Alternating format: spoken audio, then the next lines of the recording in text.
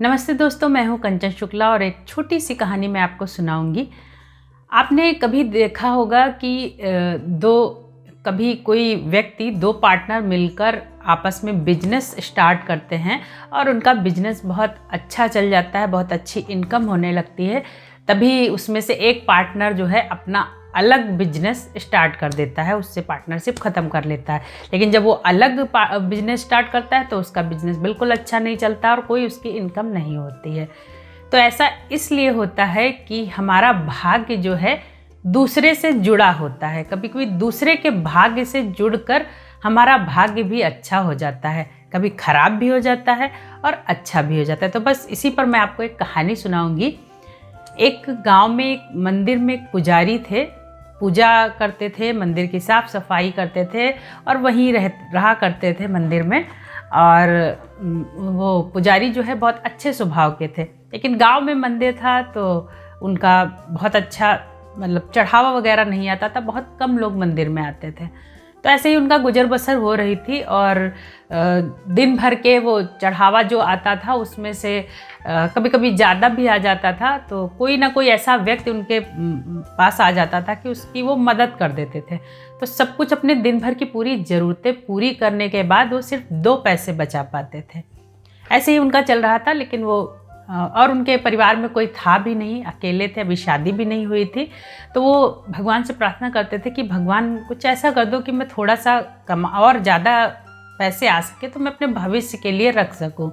लेकिन ऐसे ही उनका चलता रहा और वो सिर्फ 2 पैसे ही बचा पाते थे, लेकिन मदद भी करते थे वो दूसरों की और बहुत अच्छे स्वभाव के थे।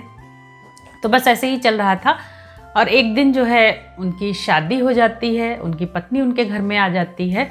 तब वो एक छोटा मोटा एक घर जैसे बनाते हैं, झोपड़ी वगैरह, वो अपने लिए। उसके बाद ऐसे ही चल रहा होता है। फिर अचानक ऐसा होता है कि उस मंदिर में लोग बढ़ जाते हैं, आने लगते हैं और संख्या बढ़ जाती है, चढ़ावा भी आने लगता है ज़्यादा। अब वो जो है 10 पैसे बचाने लगते हैं। भाई घर का खर्चा अच्छे से चलने लगता है, सब चीज़ें पूरी करने के बाद, ज़रूरतें पूरी करने के बाद भी वो 10 पैसे बचा लेते हैं। तो उन्हीं पैसों से वो अपने घर की मरम्मत कराते हैं और सब चीज़ें उनकी ठीक से चलने लगती हैं। धीरे धीरे उनकी संतान पैदा होती है। अब वो और चढ़ावा आने लगता है और लोगों की संख्या बढ़ जाती है। तो अब वो जो है 15 पैसे बचाने लगते हैं। बच्चा बड़ा होता है, स्कूल जाता है, धीरे धीरे उनके और चढ़ावा आने लगता है। बच्चे की पढ़ाई के लिए वो पैसा खर्च करने लगते हैं, बच्चे की अच्छे से पढ़ाई करवाते हैं। बच्चा बड़ा होने लगता है और उसके स्कूल का खर्चा सब उनका अच्छे से निकल रहा होता है। फिर भी वो जो है सारा कुछ मिला के अब वो 30 पैसे बचा लेते हैं। ऐसे उनका चल रहा था।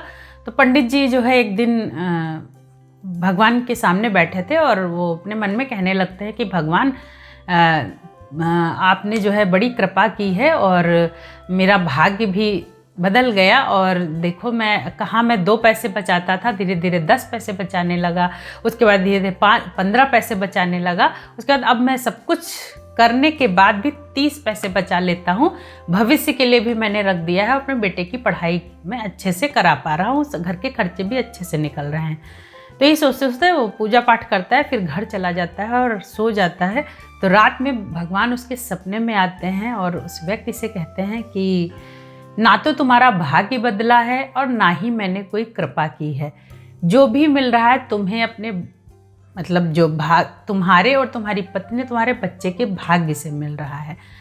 तुम जो 2 पैसे बचाते थे और उसके बाद तुम 10 पैसे बचाने लगे, तो उसमें से 8 पैसे तुम्हारी पत्नी के भाग्य के हैं। उसके बाद तुम 15 पैसे बचाने लगे तो 5 पैसे तुम्हारे बच्चे के भाग्य के थे।